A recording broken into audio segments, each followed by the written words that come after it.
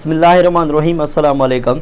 अज असां entry taste के पॉइंट ऑफ व्यू का प्रॉब्लम जो है सॉल्व कर सघंदासीं, जैमें असांखे डिटर्मिनेंट चे तो मालूम करे ॾेखारियो। हाँ डिटर्मिनेंट है पर इन में आर्डर जो है मैट्रिक्स जो वो 3/3 है, यानी 3 रो आहिनि 3 कॉलम आहिनि। हाँ इन जी टेक्निक ते थोड़ो जो है गौर कजो।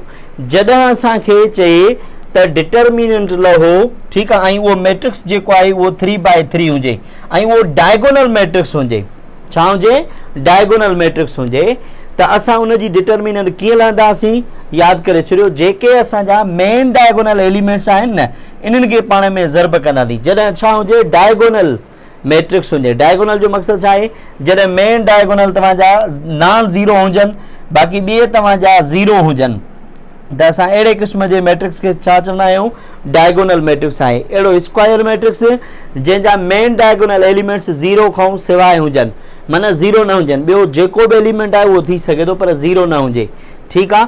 हाणे छा कंदासीं, इन्हनि खे पाण में मल्टीप्लाई कंदासीं, यानी टिनि खे मल्टीप्लाई कयो ॿिनि सां, वरी उन खे मल्टीप्लाई कयो कंहिंसां, टिनि सां, त हीअ थी वेंदा 6, 6 खे कयो टिनि सां, 3 छका 18 जवाब आहे। त 18 तव्हांजो राइट ऑप्शन जेको आहे मौजूदु आहे। हाणे उन खां पोइ वरी असांखे ही साॻियो जेको आहे मैट्रिक्स स्क्वायर मैट्रिक्स गिवन आहे, ऐं ही बि असांजो छा आहे, डायगोनल मैट्रिक्स आहे। पर ही डायगोनल जो हिकिड़ो स्पेशल केस आहे, जंहिंखे असीं चवंदा आहियूं स्केलर मैट्रिक्स। स्केलर मैट्रिक्स जो मतिलबु छा आहे, यानी मेन डायगोनल एलिमेंट्स तव्हांजा छा हुजनि, सेम हुजनि। जॾहिं तव्हांखे अहिड़े क़िस्म जो मैट्रिक्स मिले त उन जे लाइ साॻी हिंट आहे, ठीकु आहे, यानी इन्हनि खे पाण में मल्टीप्लाई कयो, 2 खे मल्टीप्लाई 2/2, ठीकु आहे। या वरी तव्हां इनखे ईअं बि लिखी सघो था त 2 जे मथां पावर 3 ॾियो, त जवाब जेको आहे हिन जो छा तव्हांखे मिलंदो, जवाब तव्हांखे हिन जो 8 मिलंदो। हिन जो जवाब छा हूंदो, हिन जो जवाब 8 हूंदो, त 8 तव्हांजो जेको आहे उहो राइट ऑप्शन आहे। हाणे तव्हां मां केरु पुछे थो, सर भला छा हिनखे असां सॉल्व कयूं, वाक़ई इहो जवाबु अची वेंदो, अचो त सॉल्व करणु सिखूं। हाणे सभ खां पहिरियां असां छा कंदासीं, हिन मैट्रिक्स जी जेको आहे डिटर्मिनेंट लहंदासीं। हिन जो नालो ॾियो, सपोज कयो ए मैट्रिक्स आहे, उन जी डिटर्मिनेंट कीअं लहंदा आहियूं, फर्स्ट एलिमेंट रखंदा आहियूं, ठीकु आहे। हाणे जेको एलिमेंट रखियोसीं उन जी रो खे बि ख़तमु कयो, उन जे कॉलम खे बि ख़तमु कयो। हाणे हिननि खे जेको आहे पाण में मल्टीप्लाई कंदासीं, ठीकु आहे, यानी ॿिनि खे 3 सां, त घणो जवाबु ईंदो, 6। उन खां पोइ माइनस जी क़ाइदे जी निशानी, हिननि ॿिन्ही खे ज़र्ब कंदासीं, जवाबु छा ईंदो, 0 ईंदो।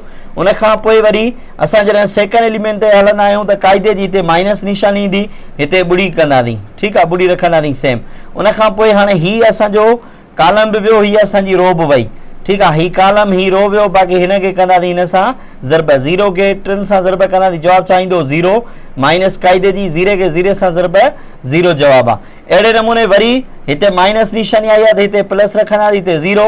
हाणे असां हिन एलिमेंट यानी हीअ असांजो जेको आहे खणंदासीं, उन खां पोइ हीअ असांजो कॉलम वियो, हीअ असांजी रो वई, त हाणे असांजो छा बचो, 1 ॿुड़ी ॿुड़ी, ठीकु आहे। उन खां पोइ वरी ॿी ॿुड़ी या साॻी ॿुड़ी। अहिड़े नमूने हिनखे सॉल्व कंदासीं, त हाणे ही कट कयो, 6 नमो 0 कट कंदासीं, जवाबु साॻियो 6 ईंदो, त 3 खे ज़र्ब कंदव 6 सां, ठीकु आहे। हीअ तव्हांजा 0 थी वेंदा, हीअ तव्हांजा 0 थी वेंदा, त 3 छका जवाबु घणो आयो, 18 आयो। त हेॾे असां इहो 18 लिखी चुका आहियूं। अहिड़े नमूने तव्हां हिनखे सॉल्व कंदव, इन जो जवाबु सेम ईंदो।